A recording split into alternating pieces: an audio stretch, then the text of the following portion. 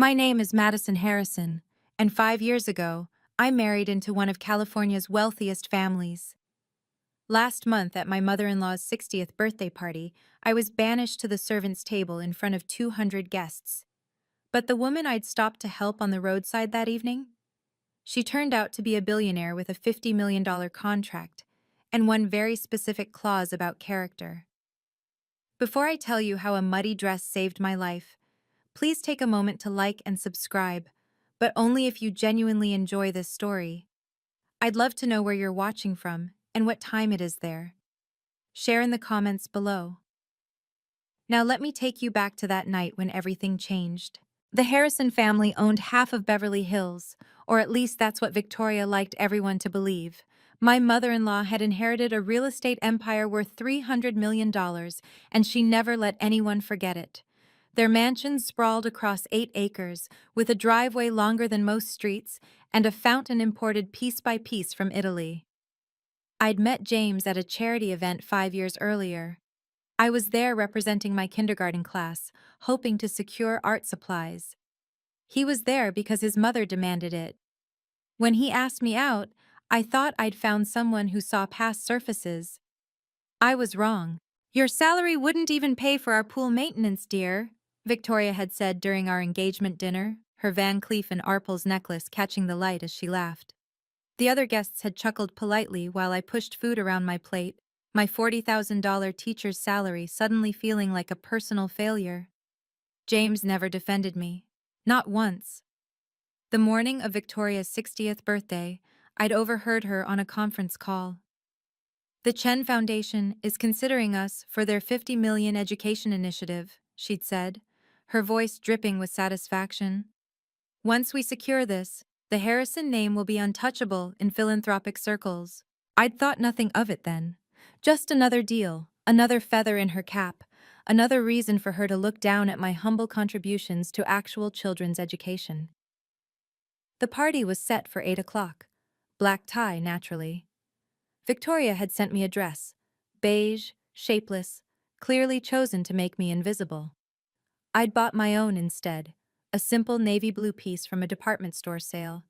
It was the most expensive thing I owned at $200. I should have known that dress would never make it to the party intact. 3 weeks before the party, Victoria had invited someone special to lunch, Sophia Wellington. I'd walked into the sunroom to find them laughing over champagne, their heads bent together like conspirators. "Madison, dear," Victoria had said, her smile sharp as crystal. "Meet Sophia. Her father runs Wellington Industries, 500 million in assets." Sophia had stood, all 5'10" of her, wearing a cream Chanel suit that probably cost more than my car. "So lovely to meet James's wife," she'd said, emphasis on the word wife, like it was temporary. "Sophia just returned from Switzerland," Victoria continued. "She's joining her father's board, 28 years old and already a vice president. Isn't that impressive?" The comparison hung in the air, unspoken but deafening. Me, 32, teaching finger painting. Her, 28, running boardrooms. "James and Sophia practically grew up together," Victoria added, watching my face. "Before he met you, of course. We always thought, well, timing is everything, isn't it?" James had walked in then, and his face had lit up seeing Sophia. They'd embraced just a moment too long while Victoria smiled like a cat with cream. I'd excused myself to the bathroom and stared at my reflection. My store-bought clothes, my sensible teacher's haircut, my naked fingers except for the modest wedding band James had insisted was classic rather than cheap. That night, James had been distant. "Sophia's doing amazing things," he'd said in bed, "really making a difference in the business world." "I make a difference too," I'd replied quietly. 23 5-year-olds learned to read this year because of me. He'd patted my hand absently. "Of course, honey. That's nice." Why hadn't I seen the writing on the wall then? The drive to Victoria's mansion usually took 40 minutes from our apartment. Yes, apartment. James had insisted we live modestly while his trust fund matured. I'd left at 7, giving myself extra time in my 10-year-old Toyota Camry that James called embarrassingly practical. 20 minutes into the drive, I saw the Mercedes S-Class on the shoulder, hazard lights blinking in the drizzle that had started. An elderly woman stood beside it, waving her phone helplessly in the air. I pulled over. I couldn't not pull over. "Oh, thank goodness," she said as I approached. She was perhaps 70, wearing a simple but elegant pantsuit. My driver had a family emergency, and I insisted he go. Now the car won't start, and I can't get a signal. "Let me call you a ride," I offered, pulling out my phone.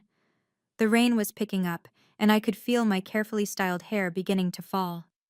"You're getting soaked, dear," she said, concerned. "Please, sit in your car." But I stayed, holding my jacket over her while we waited for the Uber. She'd tried to refuse, but I insisted. When the car arrived 15 minutes later, my dress had wet spots, and my shoes were muddy from the roadside. "Please let me reimburse you," she'd said, pulling out her wallet. "Absolutely not, just glad I could help." She'd studied me for a moment. "Real kindness appears when no one's watching," she'd said quietly. "What's your name, dear?"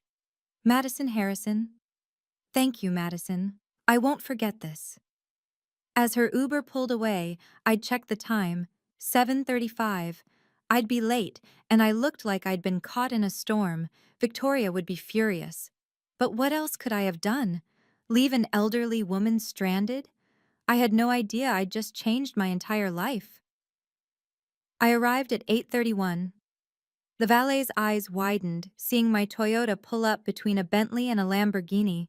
The rain had stopped, but the damage was done. My hair hung limp, my dress had water stains, and my shoes squelched with each step.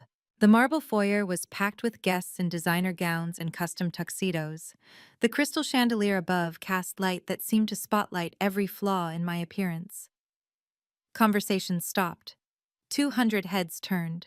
Victoria stood at the center in a gold Versace gown, holding court with the mayor's wife. She saw me, and her expression transformed from practiced elegance to theatrical horror. "Madison?" Her voice carried across the entire space. "What in God's name?" "I'm sorry, Victoria. There was an emergency." "An emergency?" She glided toward me, her heels clicking like a countdown. "More important than my 60th birthday? More important than the respect you owe this family?" James materialized beside her, his face flushed. "Jesus, Madison, you look like you crawled here." "Someone needed help." "Someone always needs help with you," Victoria interrupted, loud enough for everyone to hear. "The perpetual saint, aren't we? Always putting strangers before family." The crowd murmured. Phones appeared, subtle but present. I recognized 3 society bloggers among the guests. "How dare you disrespect my birthday like this?" Victoria's voice rose another octave. "This is a $500 a plate dinner, not some kindergarten potluck." Someone laughed, then another. The sound rippled through the room like dominoes falling. Sophia appeared in a stunning red Valentino dress, looking between Victoria and me with perfectly feigned concern. "Oh my, what happened?" But I saw the smile playing at her lips. They'd been waiting for this, an excuse, an opportunity. Victoria already had her next move ready. Victoria raised her hand and the room fell silent. "Ladies and gentlemen, I apologize for this disruption." She turned to me with icy precision. "Madison, you've made your choice clear.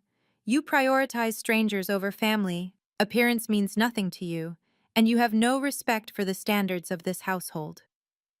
She gestured to the corner where the catering staff had set up a small table for their breaks. "You clearly belong with your own kind. The help. That's where you'll sit tonight." Gasps rippled through the crowd. Even in this world of casual cruelty, public banishment was shocking. The mayor's wife covered her mouth. The society bloggers typed furiously. "Victoria," I said quietly, "please don't do this." "It's already done." She turned to the head waiter. "Please escort Mrs. Harrison to the service table. Perhaps she'll feel more comfortable there." James stood frozen beside his mother. Our eyes met for 1 second, one moment where he could have intervened. Instead, he looked away and whispered something to Sophia, who touched his arm sympathetically. The walk to the servants' table felt like a funeral march. Every click of my muddy heels echoed. The catering staff looked mortified, shifting to make room while avoiding eye contact. I sat between a young server named Miguel and the coat check girl, their discomfort palpable. From across the room, I watched Sophia slide into my assigned seat next to James. Victoria clinked her champagne glass, ready to make a toast, when the major domo appeared at her side. "Madam, your special guest has arrived, Ms. Eleanor Chen." Victoria's face transformed instantly from triumph to gracious hospitality. "Eleanor, finally!" But when the woman walked through the door, my heart stopped. It was her, the woman from the roadside. Before Eleanor entered, Victoria seized her moment. She clinked her crystal champagne flute again, commanding attention. "Before we welcome our honored guest," she began, her smile radiant, "I want to share something special with all of you, my dear friends who've supported our family through every season." She paused dramatically, one hand on James's shoulder. "Change is never easy, but sometimes it's necessary. Some marriages are simply mismatches from the start. When people come from different worlds, different values, different standards, well, love isn't always enough." My stomach dropped. She wasn't really doing this, not here, not now. Which is why I'm thrilled that James has reconnected with someone who truly understands our world. Sophia Wellington has graciously agreed to be patient while certain legal matters are resolved. Sophia blushed prettily on cue, her hand finding James's. He didn't pull away. The room erupted in polite applause while my world crumbled.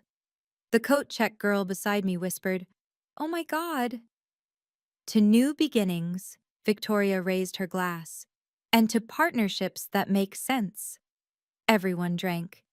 Everyone except the service staff at my table, who sat frozen in secondhand mortification. That's when Eleanor Chen walked in. She moved through this crowd with quiet authority, her simple black dress and pearl necklace understated, but undeniably expensive. Victoria rushed to greet her, arms extended. "Eleanor." Perfect timing. We were just... But Eleanor walked past her, past the mayor's wife, past the society bloggers, past James and Sophia, straight toward the servants' table, straight toward me. The room held its collective breath as one of the wealthiest women in California approached the corner where I sat with the help, my muddy shoes hidden under the tablecloth, my humiliation complete. Or so I thought. If you've ever felt judged for your job or where you come from, leave a comment below. I read every single one. The next part of this story shows exactly how karma works, sometimes in ways you'd never expect. And if you're watching from a big city or a small town, share with me where. I want to know who this story reaches. Are you Team Madison already? Or are you waiting to see what happens next? Let me know before we continue, because Eleanor Chen is about to flip this entire room upside down. Before Eleanor could reach me, Victoria intercepted her path, desperate to regain control. "Eleanor, you must be confused. Our table is..." "I know exactly where I'm going, Victoria." Eleanor's voice was calm but firm. She continued toward me, but Victoria grabbed her arm. "Please, there's been a misunderstanding. That's just... She's not..." Victoria's composure cracked. "Give me one moment." She rushed to my table, her facade of elegance gone. Reaching into her clutch, she pulled out a folded document and slapped it in front of me. The header was visible: "Petition for dissolution of marriage." "Sign it," she hissed, leaning close enough that only I could hear. "Sign it now, quietly, and you can leave with some dignity. Refuse, and I'll make sure no school in California will hire you. I know every board member, every superintendent. Your career will be over." The head waiter tried to disappear. Miguel stared at his shoes. The coat check girl held her breath. "Victoria," I said steadily, though my hands shook. "You can't." "I can and I will."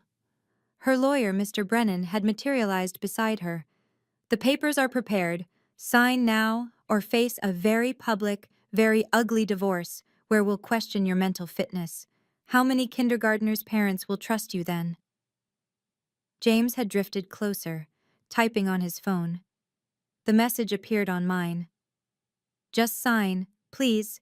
Make this easier for everyone. For everyone. Not for us. For everyone else. Mrs. Harrison. Eleanor's voice cut through the tension. Is there a problem here? Victoria straightened, switching masks instantly. Just handling a small family matter. Nothing that concerns our $50 million discussion. Eleanor looked at me, then at the papers, then back at Victoria. I see, family matters, how interesting. Perhaps we should discuss that 50 million now, Victoria said, trying to steer Eleanor away. My husband has prepared the boardroom. In a moment. Eleanor's eyes hadn't left my face. Madison? That is your name, isn't it? I nodded, unable to speak. Madison Harrison? She pressed, and something in her tone made Victoria freeze. You know her? Victoria's voice pitched higher. Eleanor smiled, the kind of smile that preceded earthquakes. Oh yes. We met earlier this evening, didn't we, dear? The room had gone completely silent. Even the waiters had stopped moving, trays suspended mid-air. 200 guests leaned in, sensing blood in the water. This woman, Eleanor announced, her voice carrying perfectly, stopped in the rain to help me when my car broke down. She ruined her dress, missed your party's start time, all to make sure a stranger was safe. Victoria's face cycled through emotions, confusion, calculation, damage control. How charitable of her. She does fancy herself a saint. Interesting word choice, Eleanor said. Saint. Because I've been researching your family's charitable foundation all week. The Harrison Family Trust, established to promote compassion and service, correct? Of course. We're devoted to... To what, exactly? Eleanor walked to the center of the room, addressing everyone now. To banishing good Samaritans to servants' tables? To public humiliation as entertainment? She pulled out her phone, and suddenly the wall-mounted TV screens, installed for Victoria's birthday slideshow, flickered to life. I had an interesting experience tonight, Eleanor continued. My dashcam caught all of it. Should we watch together? The video began playing, me pulling over in the rain, running to help, holding my jacket over Eleanor's head while getting soaked. Victoria had gone pale. That was you? That was me, and now, let's discuss that $50 million. Eleanor walked past Victoria and came directly to me.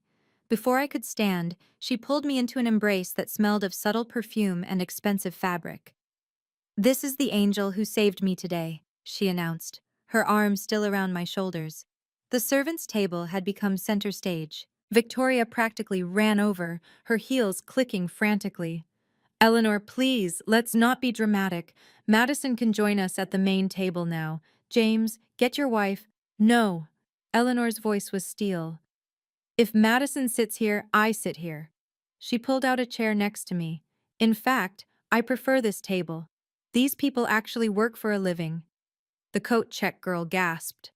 Miguel dropped a fork. The society bloggers were practically vibrating with excitement. This would feed their columns for months. But the 50 million, Victoria stammered. Ah, yes, the 50 million. Eleanor smiled. Tell me, Victoria, do you even remember what you signed 2 weeks ago? Of course. The preliminary agreement for the Harrison Education Initiative. And did you read it? All of it? Victoria's lawyer, Brennan, had gone pale. He started scrolling frantically through his phone. Clause 7, Section 3, Eleanor recited from memory. The family representative must demonstrate genuine compassion and moral character, as observed during the evaluation period. Evaluation period? Victoria's voice cracked. The 30 days before final funding, which ends tonight. Eleanor checked her Patek Philippe watch. In about 2 hours, actually. She stood, addressing the room. Ladies and gentlemen, you've just witnessed a masterclass in character revelation.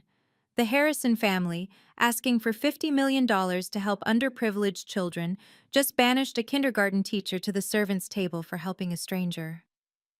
The irony hung in the air like a blade. Allow me to properly introduce myself, Eleanor said, her voice filling the silent room.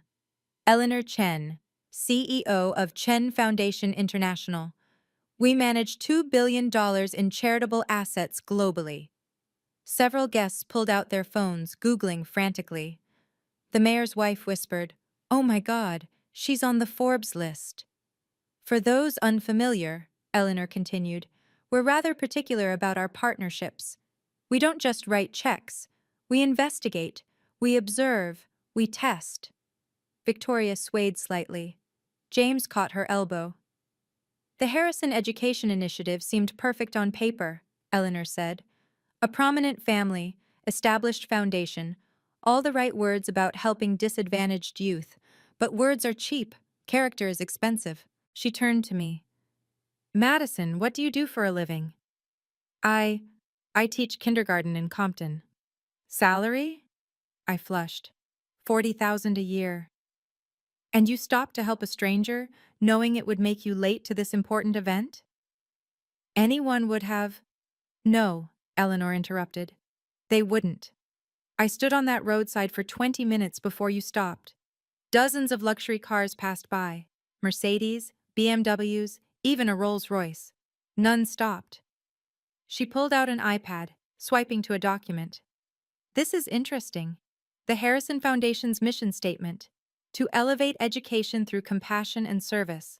Yet their own daughter-in-law, an actual teacher, is treated like, what was your word, Victoria? The help?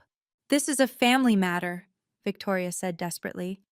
It has nothing to do with your character, with your values, with your fitness to manage $50 million meant for children's education.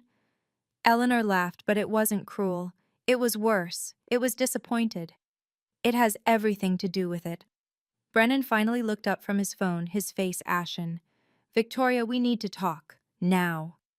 Before any private conversations, Eleanor said, let's be transparent. Isn't that one of your foundation's core values, Victoria? The TV screens flickered again.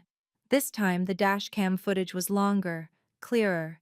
You could see me struggling with my umbrella in the wind, finally giving up and just holding my jacket over Eleanor's head. You could hear our conversation. Please, let me reimburse you, Eleanor's voice from the video. Absolutely not. Just glad I could help, my recorded voice replied. But your dress, your evening, they're just things. You needed help.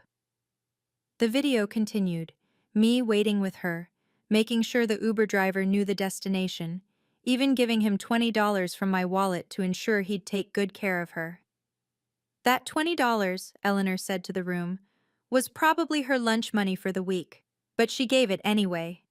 Then came the part I hadn't known was recorded. After I'd gotten back in my car, Eleanor had made a phone call. Run a background check on Madison Harrison, her voice said clearly. Full evaluation. I want to know everything by tonight. The room stirred. This had been planned. You investigated me? I asked, stunned. I investigate everyone connected to our potential partnerships, Eleanor replied. You'd be amazed what I learned. Shall I share? Victoria stepped forward. That's an invasion of Madison Harrison, Eleanor read from her iPad. Teaches at Compton Elementary, 5 years running, spends personal funds on supplies, runs a weekend literacy program, unpaid, has been nominated for Teacher of the Year 3 times, denied each time after anonymous complaints to the school board. She looked directly at Victoria. Anonymous complaints that traced back to IP addresses registered to Harrison Industries. The room exploded in whispers. Brennan, the Harrison family lawyer, had gone from pale to ghostly. Mrs. Harrison, we need to review the contract. Immediately. Review what? Victoria snapped. It's a standard charitable agreement. No, Eleanor said, pulling out a leather folder. It's not. Mr. Brennan, would you like to explain Clause 7 to your client, or shall I? Brennan's hands shook as he pulled up the document on his tablet. Clause 7 is, it's a moral character provision. Read it, Eleanor commanded. Out loud, for everyone. Brennan cleared his throat. The recipient family representative must demonstrate, during a 30-day evaluation period, genuine compassion and ethical behavior consistent with the Foundation's stated mission. Violation of this clause results in immediate termination of funding and forfeiture of board positions. Forfeiture of what? James finally spoke, his voice cracking. Board positions, Eleanor repeated. All of them. The 3 museum boards, the hospital board, the country club board, all contingent on this funding deal. Victoria snatched the tablet from Brennan. You never told me about this. You said you didn't need to read the fine print, Brennan replied weakly. You said it was just a formality. Eleanor smiled. I believe you also signed an additional document, the one about public representation? More frantic scrolling. Brennan found it. Any public action taken by the family representative that contradicts the Foundation's values during the evaluation period constitutes breach of contract. And tonight? Eleanor gestured around the room. 200 witnesses to public humiliation, discrimination, and cruelty, all directed at an actual educator, the very person your Foundation claims to champion. But I didn't know you were evaluating us, Victoria protested. That's the point of character tests, Mrs. Harrison. They only work when you don't know you're being tested. Eleanor opened her folder and pulled out the original contract, Victoria's signature bold at the bottom. Section 7, paragraph 3. Let me read the full text for our audience. She cleared her throat dramatically. The family representative must demonstrate genuine compassion, particularly toward those of lesser economic status, as this reflects the true spirit of charitable work. Any act of public discrimination, humiliation, or cruelty during the evaluation period will result in immediate funding termination and recovery of any preliminary funds already distributed. Recovery? Victoria's voice was barely a whisper. The $5 million we already advanced for setup costs, Eleanor confirmed. Due within 30 days of breach. The room was so quiet you could hear the champagne bubbles popping. One of the board members from the hospital stepped forward. Victoria, is this true? It's a misunderstanding. Is it? Eleanor turned to the crowd. How many of you witnessed Mrs. Harrison banish her daughter-in-law to the servants' table? Hands slowly raised. 20, 50, 100. Even Sophia raised her hand, probably thinking it would distance her from the fallout. And how many heard her announce that Madison's marriage was ending because she wasn't good enough for this family? More hands. The society bloggers were recording everything. Mrs. Chen, one of them called out, are you really withdrawing $50 million? The contract is clear, Eleanor replied. The Harrison family has violated Clause 7.3 as of, she checked her watch, 8:47 p.m. All funding is terminated. She pulled out her phone and typed quickly. My legal team is sending the formal notice now. Mrs. Harrison, you'll receive it within 60 seconds. Victoria's phone buzzed, then Brennan's, then James's. The subject line was visible on James's screen. Immediate termination, Harrison Foundation funding. Now, Eleanor addressed the room like a prosecutor, I'd like to call some witnesses, not for legal purposes, we have plenty of evidence, but for moral clarity. She pointed to a young waiter. You, sir. What's your name? Miguel, ma'am. Miguel, how long have you worked for the Harrisons? 3 years. Ever seen anything like tonight? Miguel glanced nervously at Victoria. Eleanor stepped between them. She can't fire you. After tonight, she won't be able to afford you. Please, speak freely. It's not the first time. Mrs. Harrison regularly humiliates people she considers beneath her. Last month, she made a gardener eat his lunch in the rain because he was too dirty for the servants' quarters. Others began speaking up. The coat-check girl shared how Victoria had thrown a coat at her face. A valet described being forced to park in the sun for hours because Victoria didn't like his accent. Then, unexpectedly, one of the board members spoke. I'm resigning from the Harrison Foundation board effective immediately. Robert, you can't, Victoria started. I can and I am. Two more board members stood. We're out too.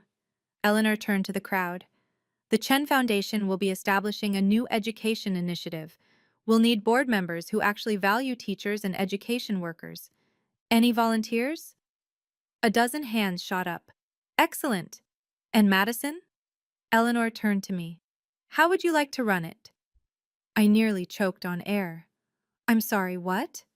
Director of Education Initiatives, 800,000 a year to start, full benefits, housing allowance, and a team of 50. You'd oversee programs for underprivileged schools across California. Victoria made a strangled sound. You can't just... She's nobody. She's a kindergarten teacher. Exactly, Eleanor smiled. She's perfect. Wait, Eleanor held up her hand. I believe in second chances. Victoria, I'll give you 5 minutes. Apologize to Madison. Genuinely, publicly, and completely. Acknowledge what you've done. Make amends. Do that, and I'll reduce the penalty to $25 million instead of 50. The room held its breath. $25 million saved with an apology. It should have been easy. Victoria's face went through a series of transformations: rage, calculation, desperation, and finally, settling on defiance. Apologize? To her? She laughed bitterly. For maintaining standards? For trying to protect my son from a gold digger who trapped him with her fake innocence? Mom, James said weakly. No, James. I've held my tongue for 5 years. This little nobody waltzed in here with her public school degree and minimum wage job, thinking she could infiltrate our family. I did what any mother would do, protected our legacy. Your legacy? I stood for the first time since being banished to this table. Your legacy is cruelty wrapped in designer clothes. How dare you? I'm not finished. My voice was steady, calm. 5 years of silence had built up to this moment. You sabotaged my teaching nominations. You tried to get me fired. You told my students' parents I was unstable, all because I had the audacity to love your son despite having less money than you. And look how that turned out, Victoria spat. He's already moved on to someone worthy. I looked at James standing there with Sophia, silent as always. You're right, he has. And you know what? They deserve each other. Eleanor checked her watch. That's 5 minutes. No apology. The full 50 million termination stands. I will not apologize for maintaining standards, Victoria said, chin high. Then you'll maintain them alone, Eleanor replied, and significantly poorly. Victoria just made a $50 million choice. What do you think happens next? Comment your prediction before watching the rest. If this story reminds you of someone in your life, feel free to share, but don't tag them. We don't need more drama. Karma has its own timeline. The next part reveals something about Eleanor that nobody saw coming, and trust me, the Harrisons are about to lose much more than just money. Are you ready for the biggest twist? Let me know where you're watching from first. I love seeing how far these stories travel. Eleanor pulled out her phone and hit speaker. Legal team, execute termination protocol. Full recovery, all penalties, immediate effect. A crisp voice responded. Confirmed. 50 million funding withdrawn. 5 million advance recovery initiated. Notices sent to all affiliated boards and institutions. Also, Eleanor continued, alert the press. Full transparency on why the Harrison Foundation lost funding. No! Victoria lunged forward, but Eleanor stepped aside gracefully. It's done. Eleanor's phone pinged repeatedly. Oh, look! The Chronicle wants a statement, the Times too, and... Oh my, the Kindergarten Teachers Union wants to know if they can share your story, Madison. Around the room, phones began buzzing. The society bloggers were posting in real time. One showed me her screen. Harrison Foundation loses 50 million for bullying teacher. The hospital board president approached Victoria. I'm calling an emergency meeting. Your position is under review. You can't. My family built that wing. With donated money, money that's now dried up. He turned away. The country club president was next. Your membership is under evaluation. We have standards about conduct. One by one, the dominoes fell. The museum boards, the charity committees, the social clubs, all distancing themselves from the radioactive Harrison name. James finally spoke up. This is insane. You're destroying us over one dinner party? No, Eleanor corrected. You destroyed yourselves. I just documented it. She turned to the crowd. Let this be clear. The Chen Foundation doesn't just write checks. We invest in character, and the Harrisons have proven they're morally bankrupt. Her phone rang. She answered, listened, then smiled. Excellent. The Foundation's board has approved. Madison, the offer stands. Will you accept? All eyes turned to me, still sitting at the servants' table in my stained dress. Before I could answer Eleanor, Sophia Wellington stepped forward, extracting herself from James's side. Mr. and Mrs. Harrison, she said formally. My father asked me to inform you that Wellington Industries is withdrawing from all joint ventures, effective immediately. What? Victoria shrieked. Your father and my husband have been partners for 20 years. We're partners, past tense. Sophia actually looked relieved. And James? This engagement charade? We're done. I only agreed to make my father happy, but I'm nobody's second choice or business arrangement. She walked over to me. Madison, I'm sorry. I knew what they were planning, and I should have warned you. You deserve better than all of this. James stood abandoned in the middle of the room, looking between his mother and his vanishing future. Sophia, wait. No, I'm done being a prop in your mother's social climbing. She turned to Eleanor. Ms. Chen, Wellington Industries would be honored to contribute to your new education initiative, whatever Madison needs. The room was in chaos. Board members were on phones, resignations flying. The mayor's wife was actively pretending not to know Victoria. The society bloggers had enough content for a year. Then the head butler, Stevens, who'd worked for the Harrisons for 15 years, approached Victoria with an envelope. My resignation, madam, effective immediately. Stevens, you can't. I can, and so is most of the staff. He gestured to the servers who were removing their aprons. We've tolerated your abuse for years because we needed the work, but Ms. Chen has offered us all positions at living wages, with respect. Eleanor nodded. My foundation needs good people, people who understand service and dignity. The Harrison Empire wasn't just crumbling, it was being systematically dismantled, piece by piece, connection by connection. Eleanor extended her hand to me. Madison, will you join me on stage? You shouldn't be hidden in a corner. I stood, my muddy shoes squelching slightly, and walked across the room. Every step felt like shedding years of humiliation. The crowd parted, and for the first time in 5 years, they looked at me with respect, not pity. Ladies and gentlemen, Eleanor announced once I reached the stage, I present the new Director of Education Initiatives for Chen Foundation International. Madison Harrison will oversee $50 million in education funding, focusing on underprivileged schools and supporting teachers who make real differences. This is ridiculous, Victoria screamed. She's nothing, she's nobody. She doesn't even have the right degrees. She has something better, Eleanor replied. She has character, integrity, and actual teaching experience. Tell me, Victoria, when did you last set foot in a public school? Silence. Madison has spent 5 years in the trenches, teaching children everyone else wrote off. She's spent her own money on supplies, her weekends on unpaid tutoring, her career fighting against the very obstacles you put in her path. Eleanor handed me a folder. Your contract, take your time reviewing it. The salary is $800,000 base, but with bonuses and benefits, you'll clear $1 million. There's a housing allowance, car allowance, and full education funding if you want to pursue advanced degrees. My hands shook taking the folder. That was 25 times my current salary. Also, Eleanor added, we'll need to relocate you immediately. There's a penthouse near our offices, unless you have reason to stay in your current situation? I looked at James, who stood frozen between his collapsing mother and his disappearing future. No, I said clearly. No reason at all.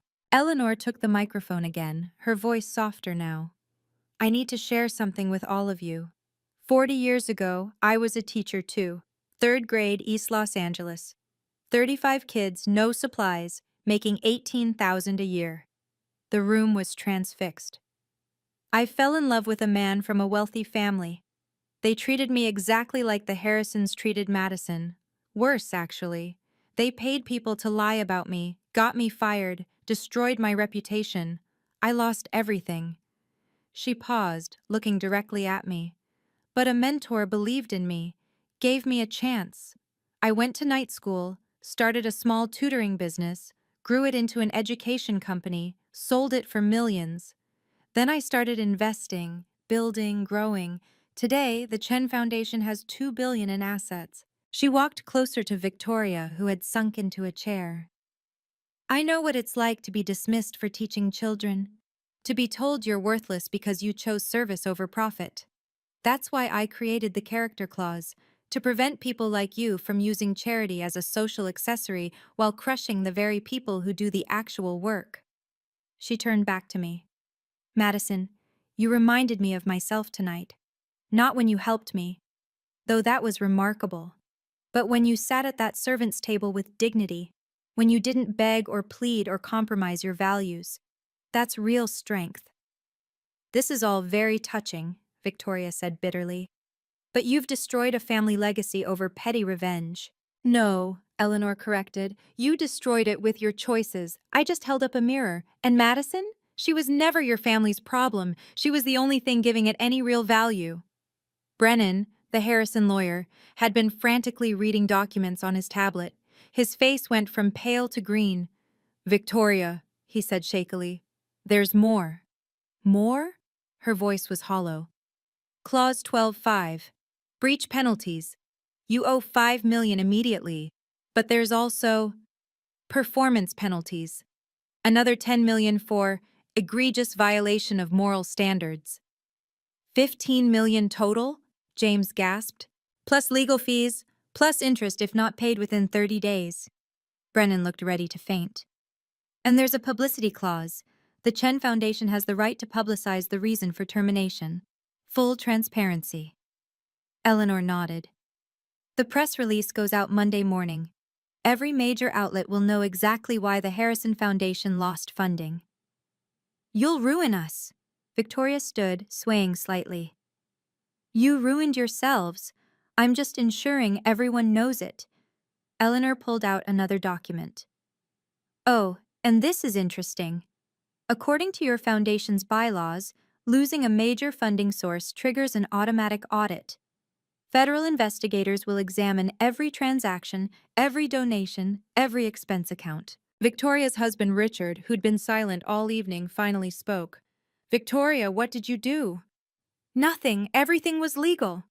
Legal and ethical aren't the same thing, Eleanor observed. How many donation funds went to personal expenses? How many charity galas were really just birthday parties in disguise?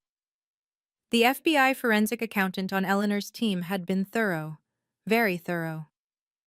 Also, Eleanor continued, you're permanently banned from applying to any Chen Foundation partners. That's 300 organizations worldwide. The Gates Foundation, the Ford Foundation, the Carnegie Trust, all off limits. She handed Brennan the full penalty documentation. Your client has 30 days to pay $15 million. After that, we pursue assets, including that lovely mansion. James finally moved, walking toward me with his hands outstretched. Madison, please. We can work this out. Don't let them do this to our family. Our family? I laughed, but it wasn't bitter. It was free. James, we were never a family. I was an accessory you were too weak to defend. That's not true. I love you. No, you loved the idea of rebellion. Marrying beneath your class felt edgy until it got hard. Then you chose comfort over courage. Every single time. He grabbed my hands. Please, talk to Ms. Chen. Make this stop. I pulled away. You stood there while your mother banished me to the servants' table. You let her announce our divorce before even discussing it with me. You texted me to sign papers instead of standing up for our marriage. I was trying to keep the peace. You were being a coward. I reached into my purse and pulled out my own envelope. I brought these tonight, actually. Divorce papers, already signed. I was going to give them to you after the party. The room gasped. Even Eleanor looked surprised. You were leaving anyway? James looked stunned. I'd been planning it for months, saving money, looking for apartments. Tonight just made it easier. I handed him the papers. Your mother was right about one thing. We're from different worlds, but not the way she thinks. My world has integrity, yours has none. Madison, James, your mother needs you more than I ever did. You two deserve each other. I turned to Eleanor. I accept your offer. When do I start? Tomorrow, if you're ready. I've been ready for 5 years. As James stood there holding divorce papers, the entire service staff began moving. One by one, they stood up from their stations and walked toward the servants' table where I'd been sitting. Stevens, the head butler, spoke first. Mrs. Harrison, we want you to know something. We've been documenting everything for 3 years. He pulled out a thick folder. Every insult, every humiliation, every withheld paycheck, every illegal overtime demand. We were waiting for the right moment. Miguel added, You treated us with respect, always. Said please and thank you. Remembered our names, our kids' names. The coat check girl, Sarah, stepped forward. Last Christmas, you gave us bonuses from your own money when Mrs. Harrison forgot. We knew you couldn't afford it. You didn't have to, I started. We wanted to, Stevens interrupted. He turned to Victoria. Madam, this is my formal notice of a class action lawsuit for wage theft and hostile work environment. 23 staff members, 5 years of violations. Another folder appeared. Our lawyer has been building this case pro bono. He says it's worth approximately $3 million in damages and penalties. Victoria's legs gave out. Richard caught her, his face ashen. Also, Stevens continued, we've all accepted positions with the Chen Foundation, every single one of us. Your household has no staff as of tonight. Eleanor smiled. I believe in hiring good people and treating them well, something the Harrisons never learned. The staff formed a line, and one by one, they handed Victoria their resignation letters. 23 letters piled on the table where I'd been banished. We've been waiting for karma to visit Mrs. Harrison, Stevens said to me. Thank you for bringing her to the door. Eleanor's assistant, a sharp young woman with an MBA from Wharton, stepped forward with a tablet. Should I read the final tally? Please do, Eleanor said.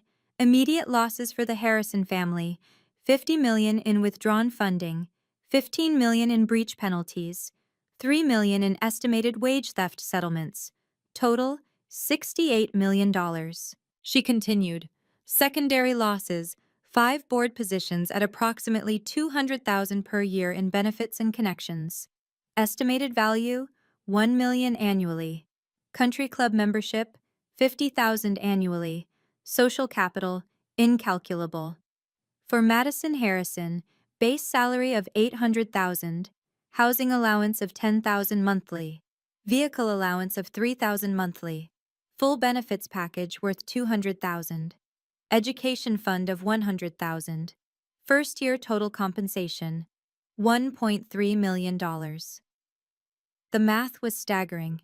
In one night, I'd gone from $40,000 to over $1 million, while the Harrisons had lost nearly $70 million. But here's the best part, Eleanor added. Madison's program will fund 20 schools in underprivileged areas. That's 10,000 children who will get art supplies, books, technology, and support. Your cruelty, Victoria, just changed 10,000 young lives for the better. She pulled up one final document. Oh, and Madison? There's a signing bonus. $500,000. Consider it back pay for 5 years of staying strong under impossible circumstances. I couldn't speak, couldn't breathe. $500,000 was more than I'd make in 12 years of teaching. The Harrison estate has 6 properties, the assistant continued. To pay the penalties, they'll need to liquidate at least 3. The market value— Stop! Victoria's voice was broken. Please, just stop! But the numbers kept coming, each one a nail in the coffin of their empire. 6 months later, I stood in my new office overlooking downtown Los Angeles. Floor-to-ceiling windows, a view of the mountains, and pictures of my kindergarten students on the desk, the ones who'd made it all worthwhile. Madison? My assistant knocked. The Times is here for your interview. The reporter was one of the society bloggers from that night. Ms. Harrison, how does it feel to be running the largest education initiative in California? Humbling, I said honestly. But right. And the Harrisons? I'd kept tabs, not from spite, but from a need for closure. Victoria works as a receptionist at a property management company. She's learning what it means to earn respect rather than demand it. And James? Dating someone his mother doesn't approve of, a public school teacher, ironically. Without his trust fund, he's working at a bank, middle management. Any regrets? I thought about it. No. That night taught me something valuable. When people show you who they are, believe them. And when life gives you the chance to choose between dignity and comfort, always choose dignity. One last question. Do you ever talk to Eleanor Chen? I smiled. Every day. She's not just my boss. She's become my mentor.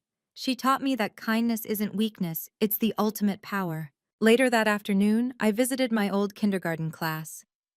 23 5-year-olds ran to hug me, their new tablets and art supplies scattered around the room, all funded by the Chen Foundation. Ms. Madison, they shouted, you came back. I'll always come back, I promised. And unlike the promises made in the Harrison mansion, I meant it. Looking back now, I realize that muddy dress was the best thing that ever happened to me. Not because it led to wealth, though financial security is life-changing, but because it revealed truth. The truth about James, who chose comfort over courage. The truth about Victoria, whose cruelty was just fear in designer clothing. The truth about myself, that I was stronger than I knew. Eleanor and I often discussed that night. You could have been bitter, she told me recently. You could have sought revenge. Revenge would have made me like them, I replied. I wanted to be better. The Chen Foundation's education initiative has now helped 30,000 children. We've funded art programs, libraries, technology centers, and most importantly, teacher support. Every educator in our program gets a living wage, supplies, and respect. Victoria sent me a letter last month. Not an apology, she's not there yet, but an acknowledgement. She wrote, "You were right. I measured worth in dollars when I should have measured it in character." I didn't respond. Some bridges are meant to stay burned. James sent divorce papers back signed within a week. No contest, no drama. He kept the apartment. I kept my dignity. Fair trade. But here's what I want you to remember. Your worth isn't determined by someone else's inability to see it. Every time someone makes you feel small, remember that they're revealing their own limitations, not yours. Kindness isn't weakness. Service isn't shameful. Teaching isn't lesser than trading stocks or inheriting wealth. The people who do the real work, teachers, nurses, caregivers, we're the ones who actually change the world. One muddy dress, one act of kindness, one woman who recognized character over class. That's all it took to change everything. Thank you for staying until the end of this story. If you've ever been underestimated and then proved them wrong, share your story in the comments. I read every single one and reply to the most inspiring. Subscribe if you want to hear more stories about ordinary people doing extraordinary things. And remember, your value doesn't depend on how others perceive you. You are worthy, you are enough, and sometimes the universe conspires to prove it in the most unexpected ways. Stay strong, stay kind, and never let anyone make you feel less than. Until next time.